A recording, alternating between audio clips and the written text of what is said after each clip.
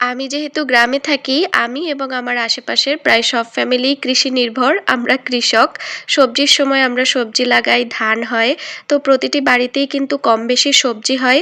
এজন্য আমাদের সবজি তেমন একটা কিনে খেতে হয় না। আমাদের এখানে সপ্তাহে ২ দিন হাট হয়। সেই হাটে অনেক রকমের সবজি ওঠে। কিন্তু তুলনামূলক মানে অন্যান্য জায়গার তুলনায় আমাদের এখানে কিন্তু সবজির দাম অনেক বেশি কম থাকে। যেহেতু প্রতিটা বাড়িতেই হয়, তেমন একটা সবজির চাহিদা থাকে না বাজারে। কিন্তু এই বছর বাজারের চিত্র পুরোই উল্টে গিয়েছে। সবজির দাম এত পরিমাণে বেশি, কারণ আমাদের তো পুরো পুকুর, তারপরে ঘের সবই মোটামুটি ডুবে গিয়েছে বৃষ্টির পানিতে। এইজন্য স্বাভাবিকভাবেই পানি জমে সব সবজির গাছ নষ্ট হয়ে গিয়েছে।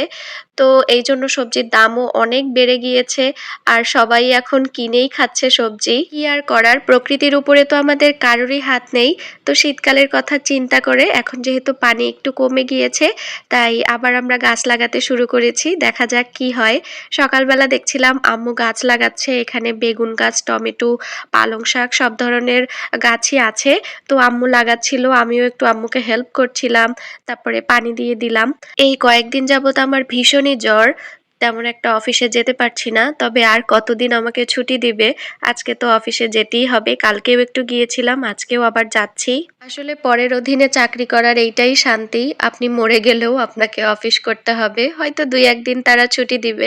বাসায় এসে দেখি আব্বু ঘের থেকে কিছু মাছ নিয়ে এসেছে। আচ্ছা, ওই মাছগুলোর মধ্যে এই চিংড়ি মাছটাও ছিল। এটার নাম কি কেউ বলতে পারবেন? আসলে আমাদের দিকে তো এরকম ঘের ছিল না, মানে আমার বিয়ের আগে। তো আমি চিংড়ি মাছ বলতে শুধু চিংড়ি মাছই বুঝতাম। কিন্তু এখন তো দেখি না, অনেক ধরনের প্রকারভেদ আছে।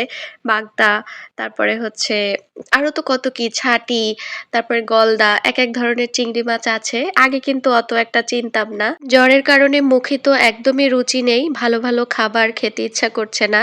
তো চিন্তা করলাম এই যে ঝালমুড়ি মামা ২ হাত দিয়ে অপরিষ্কারভাবে চটকিয়ে খাবার বানায়। এটা মেবি খেতে বেশ টেস্টি লাগবে।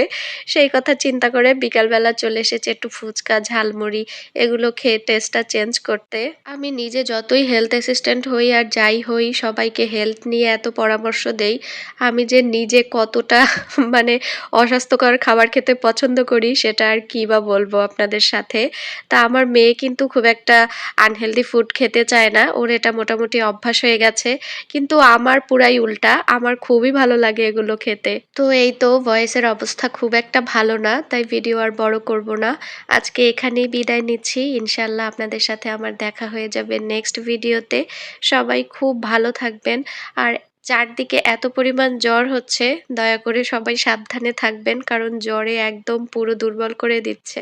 আল্লাহ হাফেজ।